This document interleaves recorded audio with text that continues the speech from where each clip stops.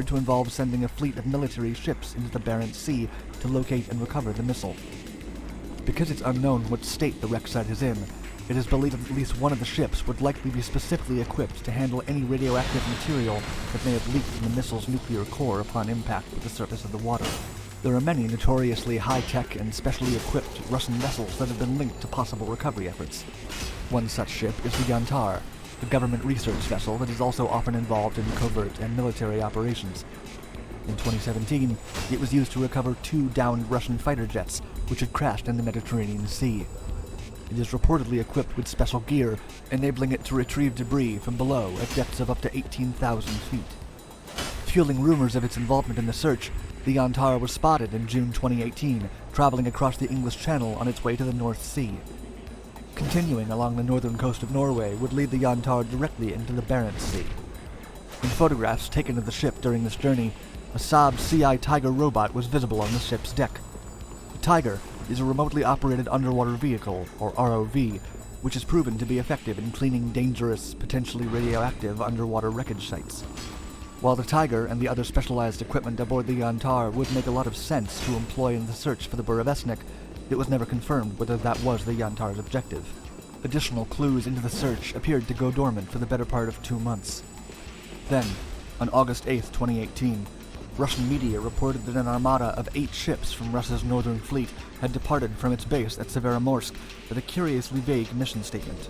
Quote, to ensure the safety of navigation and other marine economic activities of Russia in the Arctic region. Some of the ships chosen for the assignment were obvious inclusions for Arctic exploration, an icebreaker, a minesweeper, and an oiler included. But 2 specific ships present for the expedition indicated that the flotilla may have had a secret ulterior motive. One of these was a Kill 143, a crane ship used for heavy-duty seafloor salvage, which would be very useful in hauling up missile remains. Another, the specialized nuclear fuel container vessel Serebryanka, seems ideal as a way to bring any contaminated materials from the wreck site back to home base. No reports or sightings of the flotilla of Russian ships have been made since, leading many to believe that the hunt for the Burevestnik is still underway.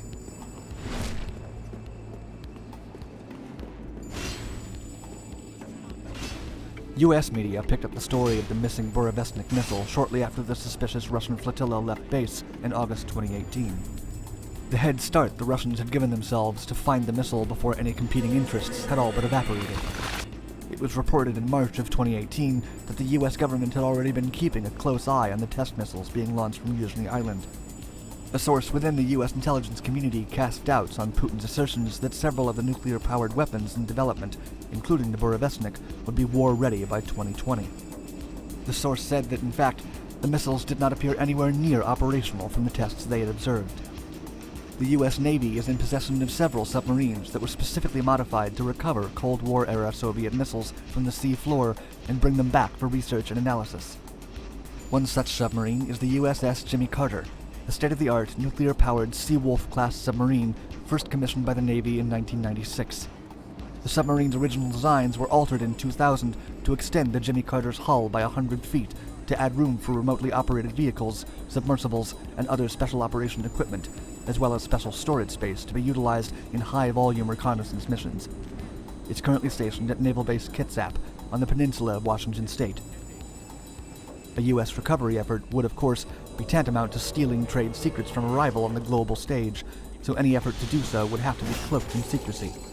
So far, it is unclear just how much the United States has involved itself in the race to recover the lost Burevestnik.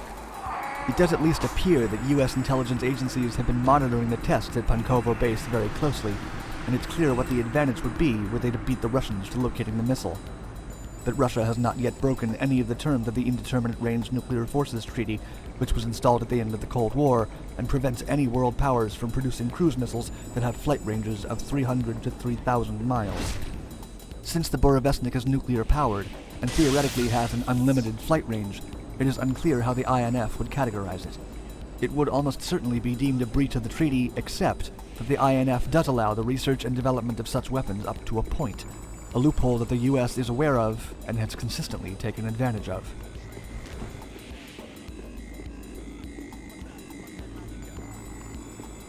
While it appears the Russians are still in recovery mode, at least as of late 2018, It is not known just how far they will have to go to find the missile and protect their military secret. Satellite photos suggest missile testing continues while the search and recovery flotilla remains at work. On the other side of the globe, the threat of a U.S. intervention also still looms. But, with Russian search efforts firmly established near the likely Burevestnik crash site, any window for a secret recovery operation may have passed. If they have not gotten to it already, it seems that both we and the rest of the U.S. will have to remain in the dark.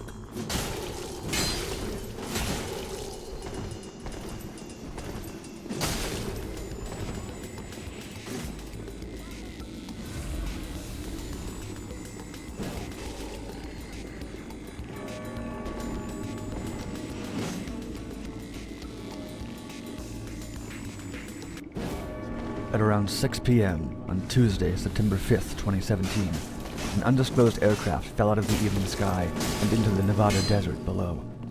The vast tract of empty land it crashed down in is known as the Nevada Test and Training Range. 5,000 square miles of dry wilderness used by the Air Force for bombing, training, and stealth exercises.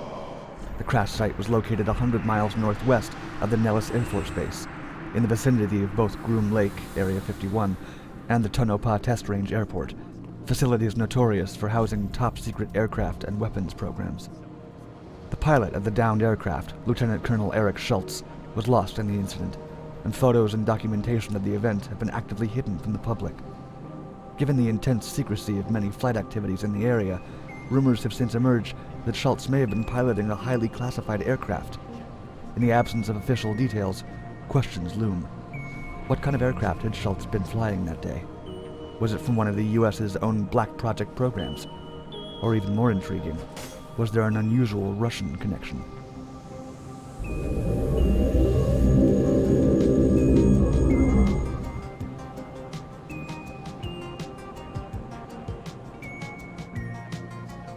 Eric Schultz was a civilian flight engineer and test pilot who joined the Air Force in 2001, graduating from their test pilot school in 2008. By the time of the incident, he had logged over 2,000 hours of flight time in a number of high-performance and sometimes top-secret aircraft, and was recognized as one of the U.S.'s go-to pilots for testing new and experimental airplanes. His career was well documented up until 2013, when he was last reported flying the F-35 Joint Strike Fighter, a state-of-the-art jet which the Pentagon paid Lockheed Martin over $400 billion to develop and build. Following subsequent promotions from captain to major and to lieutenant colonel, details of his flying vanished. These missing records also initially continued to include Schultz's 2017 crash. The incident was not reported immediately to the media by the Air Force, raising a red flag, especially considering the full transparency surrounding another crash, which occurred on the test range the following day. In that accident, 2 A-10 Warthog pilots were able to eject safely, and it was reported in full and in a timely fashion. Strangely, all details about that event were released before any hint of information related to Schultz's crash began to leak to the public. When the Air Force finally did release a statement on Schultz, they refused to disclose the type of aircraft he had been flying, a telling omission. Days later, Air Force Chief of Staff General David L. Goldfein only confirmed the aircraft involved was explicitly not an F-35. The following week, the Public Relations Department at Nellis Air Force Base released another official statement stating that Schultz had been flying a classified aircraft. Pressed further by the Las Vegas Review-Journal, it was once again stated that, quote, information about the type of aircraft involved is classified and not releasable. Additional comments, however, contain the admission that the aircraft was assigned to Air Force Materiel Command, or AFMC. According to the U.S. government, the AFMC's mission is to, quote, deliver war-winning expeditionary capabilities to the warfighter through development and transition of technology, professional acquisition management, exacting test and evaluation, and world-class sustainment of all Air Force weapons systems.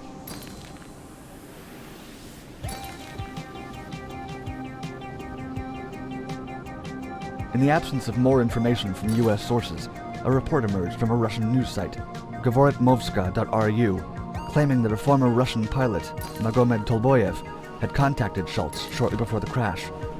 Tolboyev had served as a Soviet test pilot during the Cold War, flying many experimental aircraft, including the Soviet space shuttle Buran. The murky report suggested that during their conversation, Tolboyev had warned Schultz against attempting certain aerial maneuvers in Russian fighter jets. The article quotes Tolboyev as saying, quote, "I talked with him. I told him a month ago, do not do what we do. I showed him dead loops, but said, do not do this. It's only our plane, dear. We know what to do with it. First you need to know what you're on. The Cossack is only a Cossack on his horse." He continued, quote, "I just warned him. You cannot do this. The difference is 1 degree, exactly 1 degree. He was a good guy. He flew well. His fate is as follows.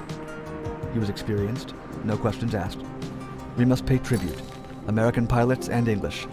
Great pilots. We appreciate them, and never speak badly of them as professionals. But there are some subtleties very deep that only we, the test pilots, know. I told him, you'll perish. You cannot do what I do. This is the edge." It is entirely unclear if the report's sourcing is factual, as it is unusual that the two test pilots would have spoken at all, let alone to discuss military capabilities as representatives of adversarial countries. No corroborating English-language sources of this supposed conversation exist, but the apparent clue does raise the interesting possibility that Schultz was piloting a Russian aircraft when he crashed. Supporting the theory are rumors that back when Schultz's flight history disappeared, he had become squadron commander of the Red Hats, an elite team of pilots tasked with testing aircraft for the Air Force's Foreign Material Exploitation Program.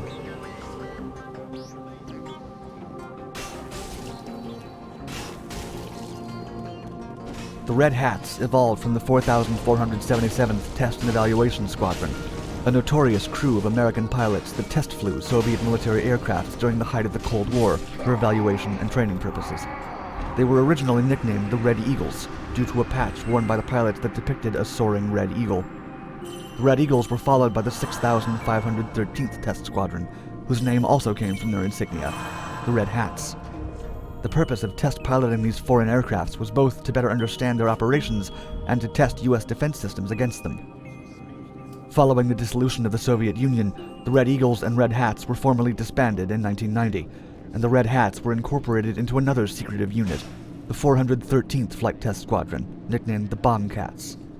The Bombcats were primarily responsible for testing electronic warfare equipment and operated in Groom Lake, Nevada from 1992 to 2004.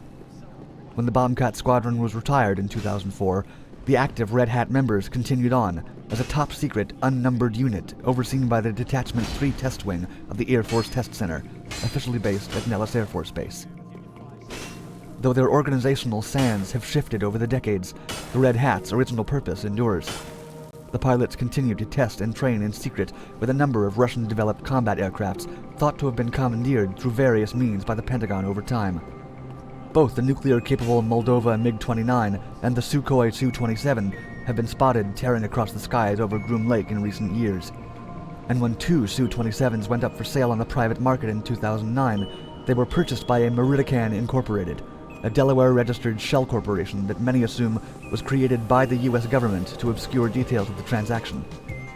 It is further rumored that the Red Hat's top-secret inventory may even include a new advanced Su-30 or Su-35 flanker variant, although it is not known how the U.S. would have gotten its hands on one.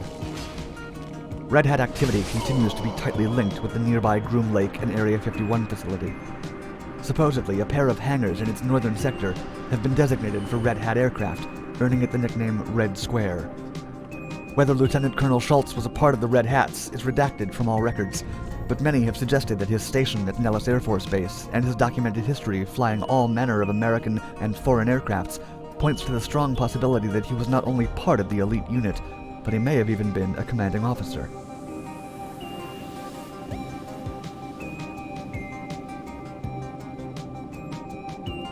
If, however, Schultz was not involved with the Red Hats, the only hypotheses remaining as to what he was flying when he crashed rely on speculation and hearsay. The various bases in the vicinity of where the crash occurred, including Nellis, Tonopah, and Area 51, are all known for their secrecy and security. It's likely that each contains its own fleet of top-secret aircrafts, be they fourth-generation Soviet jets or futuristic stealth bombers still in development. Likewise, each is home to various testing and training programs kept classified from the general public. It is certainly a possibility that Schultz was in the cockpit of some such prototype bomber. Such aircraft, like the B-21 Raider, are known to be in development and to exist at the previously mentioned Nevada bases. The B-21 is in fact the largest classified program of its kind known to exist today. But while it would track that Schultz would be well qualified to test pilot such advanced aircrafts, the evidence of his involvement simply isn't there. Was Schultz a Red Hat officer, performing aerial maneuvers in a newly acquired Soviet jet? Or was he at the helm of a US stealth plane, something still in development, or something else entirely?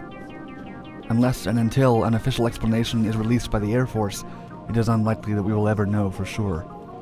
All that seems clear is that whatever it was that crashed that day, the Department of Defense has a vested interest in keeping it in the dark.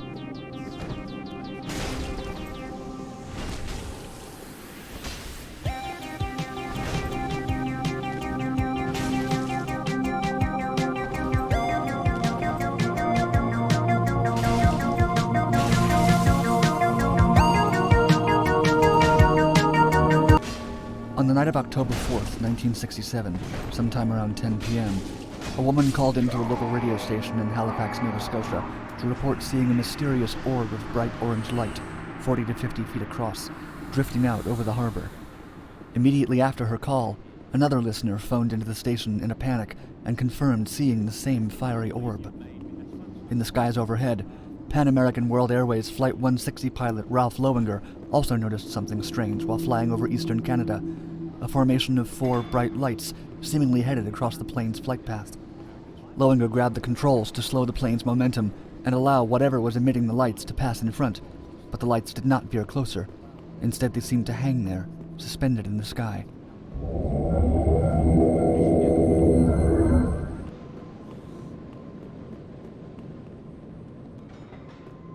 Aboard the MV Nickerson, a fishing vessel adrift in the waters off the coast of Sunbro, Nova Scotia, Captain Leo Howard Mersey stared down at the ship's radar with some confusion.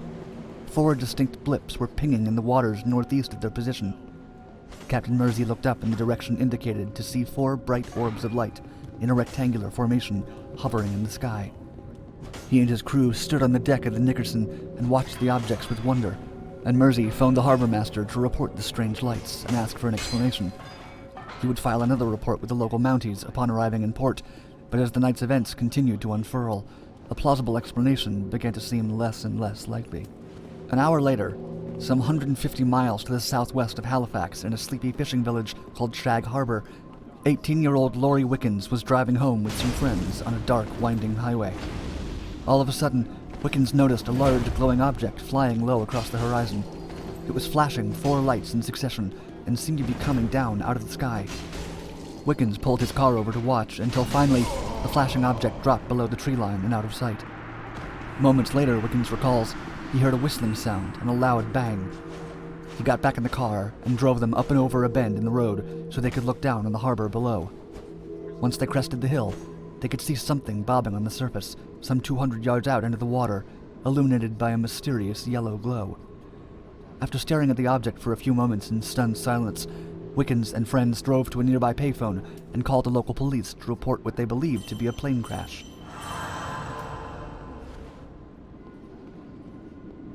The Mountie who took the call, Victor Werbicki, did not believe Wickens at first, possibly due to the tendency of teenage boys to make prank calls. Disappointed and unsure what else to do, Wickens and his friends watched the eerie light drifting up from beneath the water's surface as it began to grow dimmer and fade away. Shortly after receiving Wickens' report with some skepticism, Corporal Werbicki received several calls in quick succession, all describing unusual-looking lights or the sound of a loud bang heard echoing over the harbor. Werbicki retrieved the number for the payphone that Wickens had called from and dialed it. Wickens, who was still in the area watching the harbor below, picked up from the payphone. Werbicki apologized for doubting him and agreed to meet him and his friends at the Irish Moss plant on the waterfront. He then radioed the only other 2 Mounties in the area, Officers Pond and O'Brien, and told them to meet him on the waterfront. Pond and O'Brien